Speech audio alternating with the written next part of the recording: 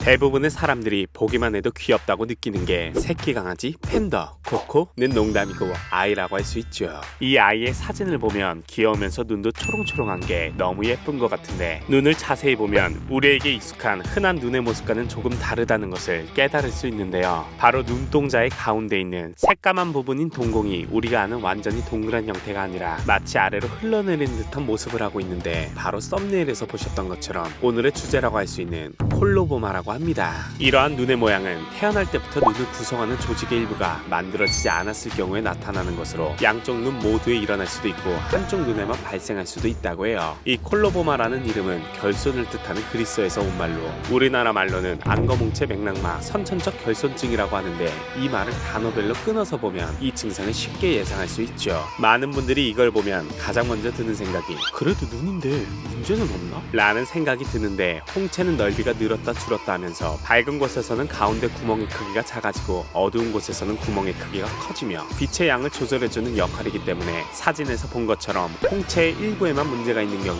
보통 시력 자체에는 별 이상이 없다고 합니다. 다만 빛의 양을 조절하는 능력이 떨어질 수 있어 눈부심이나 비 번짐이 심할 수는 있다고 하는데 만약 홍채 말고도 눈에서 스크린 역할을 하는 망막이나 눈으로 들어간 빛 정보를 뇌로 전달해주는 시신경에까지 문제가 생기면 시력이 나빠지거나 시야의 일부분이 아예 보이지 않게 되는 경우도 있다고 해요.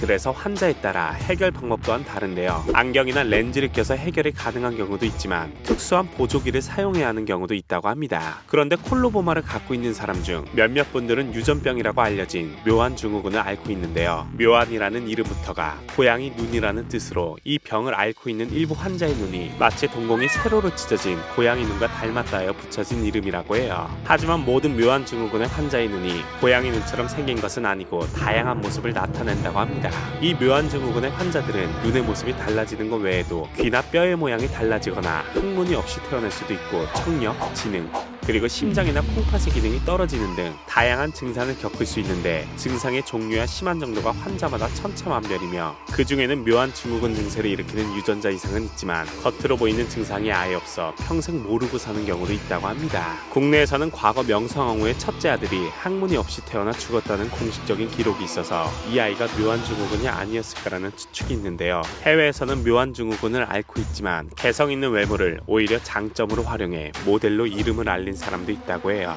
케이틴 스티클스가 바로 그 주인공인데요. 그는 유명 사진 작가인 닉 나이트 씨의 제안으로 작업을 했고 누구나 꿈꾸는 유명 패션 잡지에 실렸다고 합니다. 자신감 있는 포즈와 표정의 독특한 아우라가 뿜어져 나오는 것 같네요. 하지만 콜로보마나 묘한 증후군 환자들이 모두 이렇게 당당한 모습으로 살아가는 건 아니라고 합니다. 그래서 시력에 별 문제가 없는데도 남들과 다른 눈 모양을 가리기 위해 렌즈를 착용하거나 심지어 수술하는 경우도 있다고 하는데 앞으로 더 많은 사람들이 콜로보마에 대해 알게 되어 편견 없이 바라봤으면 좋겠네요. 오늘은 독특한 개성을 가진 콜로보마 눈에 대해 알아보았습니다. 코코브라가 준비한 이야기는 여기까지였습니다. 재밌게 보셨다면 구독과 좋아요 부탁드립니다.